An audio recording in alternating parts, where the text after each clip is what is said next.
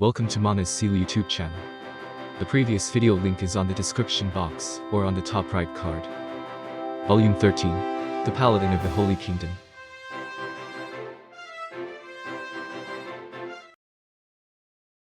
Remedios' next swing grazed Viger's upper body, sending forth a spray of blood.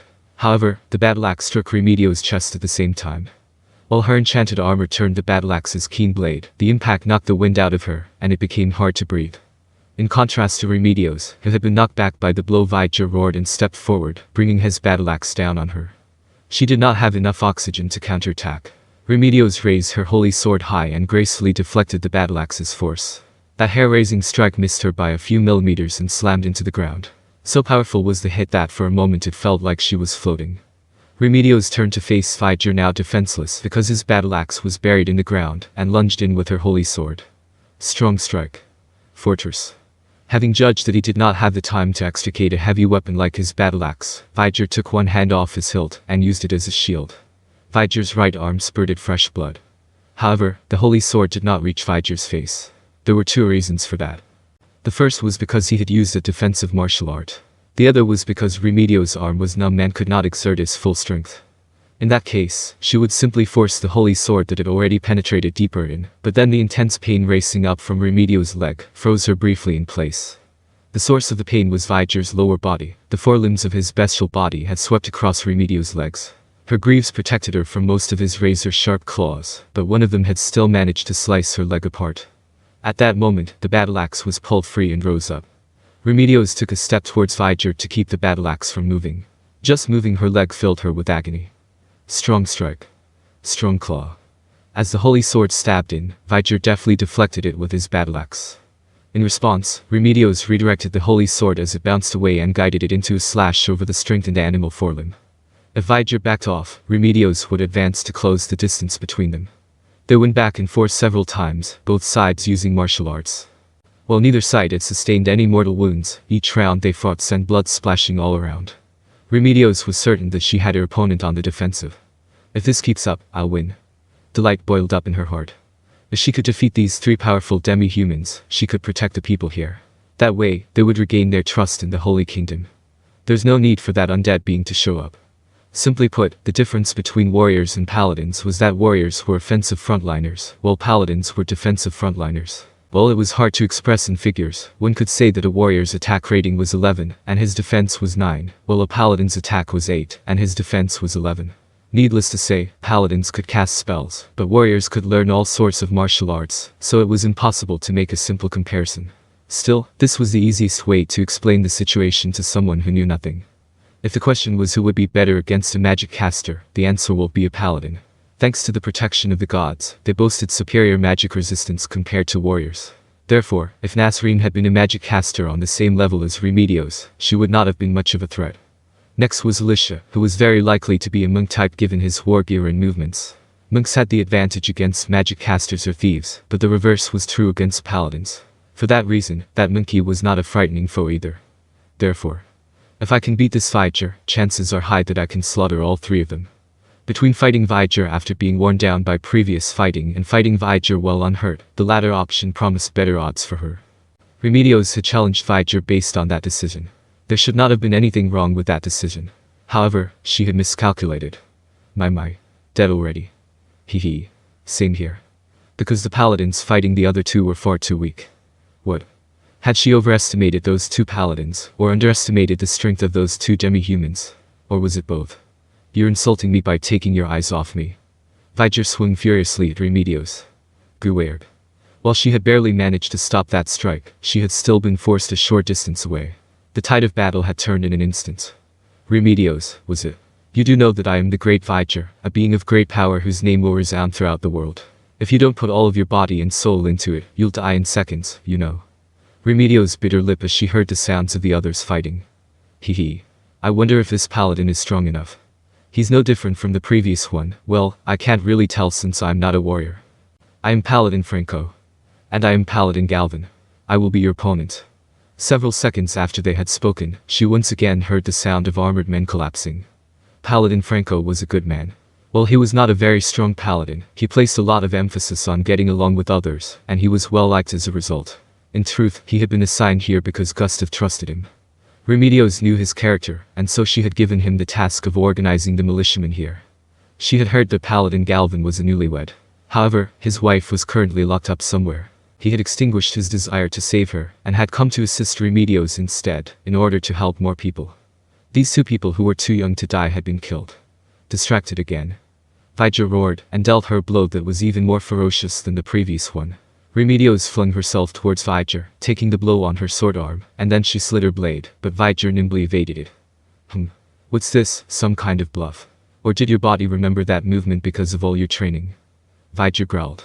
He was not wary of a worthy foe, but delighted. Hey, fledgling. We're done here, but you've been at it a long time. How about it, need help? You must be kidding. My legend will be tainted if I need your help to kill her. Many people will speak of this if I beat her in a one-on-one. Vydra Dono's words are correct. How about this, Nasreen Dono? We'll destroy the humans' shields, and then... As if I'd let you. While she was still confronting Vydra, Remedios took her eyes off him, and turned to look at the defenseless pair. However... You bitch. I told you already, I'm your opponent. Vydra did not allow her to do so. Her defense was full of holes, but he did not swing at her with his battle axe, instead launching a kick. Remedios took the blow and was sent flying into the shield wall with tremendous force. The shock of the impact threw her breathing into chaos for a moment. Aye. The militiaman cried out in fear. Keep your attention on me, human. Fight seriously. Vydra's shout was followed closely by the sound of his footsteps. If he swung his long-handled battle axe, he would send the shield-wielding civilians flying, creating a gap in the formation big enough that recovery would be impossible. Even though Remedios had lost her balance, she still took a step forward, lunging at Vydra who stood in front of her. If possible, she would have liked to finish off Vydra with her own abilities. That was because of the power that Remedios was holding in reserve to deal with the other 2. It was a powerful move that the Holy Sword Saphorisia possessed, which could only be used once a day. It was a strengthened version of a Paladin's Holy Strike. It was the most powerful attack that a Paladin wielding this sword could unleash. Her instincts told her that it would be best not to do so. However, if she did not immediately defeat Vydra, the other 2 demi-humans would kill more people. I want to protect Kalka-sama's wish. She cried out without words, ignored her instincts as they screamed at her, and mentally sent a command to the Holy Sword. At the same time, she infused her Holy Strike into the blade and made her move. The Holy Sword glowed with divine radiance, and light extended out to twice the length of the actual blade. This light was apparently more dazzling the more evil the being was. In this state, avoiding or blocking this blow would be more difficult. The word, apparently came to mind because it did not seem that bright to Remedios' eyes. Remedios raised her Holy Sword to the sky, and swung it down with all her might. Since Remedios had lost her bearings, predicting the course of the attack was child's play. Vydra casually prepared to check the blow with his axe, and then shove her back. However, following another wordless cry, Remedios pressed down on her Holy Sword while it was still locked with the battle axe, and continued forcing it down. She did not intend to have her sword strike its target through brute force. The reason for this was because the radiance on the sword followed the path of the blade as it traveled down, passing through the battle axe and entering Vydra's body. This was the ultimate technique of the Holy Sword Saphorisia. It was a holy wave that ignored defenses and armor. The sturdiest armor, scales, and hides meant nothing to it. Since it could even pass through magic weapons, it could not be stopped by weapons or shields, which made it an unavoidable trump card. Of course, if one did not choose to clash with the blow and was nimble enough to avoid it, they would not be hit by the wave of light. However, there was no way to avoid Remedios' flashing strike, while one's eyes were dazzled by the light. As the wave of light blew past like the wind, the holy radiance on the blade vanished as well. However, Remedios' eyes went wide. She had clearly hit her target, but Vydra did not look like he was in pain. What? That was a flashy move, but it hardly hurts at all. Is it just for show? Though I have to say, it did startle me. Remedios was shocked. This guy, he's not evil aligned. This technique was more effective the more evil one's foe was. In contrast, it did little damage to non-evil targets. It did practically nothing to good aligned people. In other words, the fact that it had hurt Vydra meant that while he was not good, he was certainly not evil either. He made the people suffer. He invaded our country. How can someone like that not be evil? Hee. Well, that was quite a spectacular light show, Vydra Dono. Are you really unhurt? Halisha narrowed his eyes as he questioned Vydra. It was so bright, it's still burning my eyes. Nasreen grumbled from the side. She had made a mistake. She should not have used that move on Vydra after all. Vydra tested his limbs and made sure his body was fine before shrugging. Well, he seemed defenseless. Remedios could not find any weaknesses in his defense, no matter how hard she looked. A light show.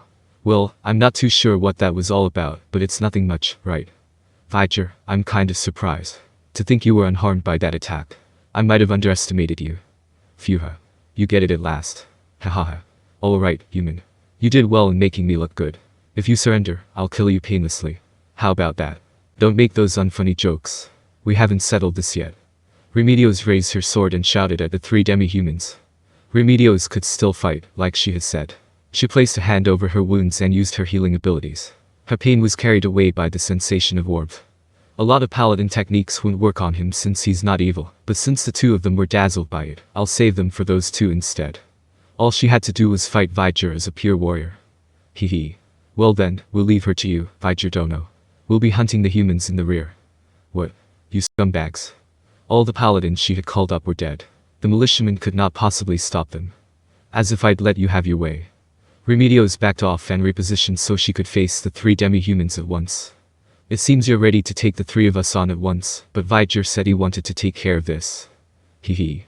Our aim is to wipe out the humans in the city as needed, not to serve as your opponents. Nasreen Dono, may I count on you to wipe out that rabble in the back with your power? Ah yes. There were masses of magical power in 3 of Nasreen's forehands. One was ice, the other was fire, and the last was lightning. Damn it. Remedios ran toward the female demi-human. I told you just now. I'm your opponent. And blocked the battle axe swung at her with a roar, but she was flung far away.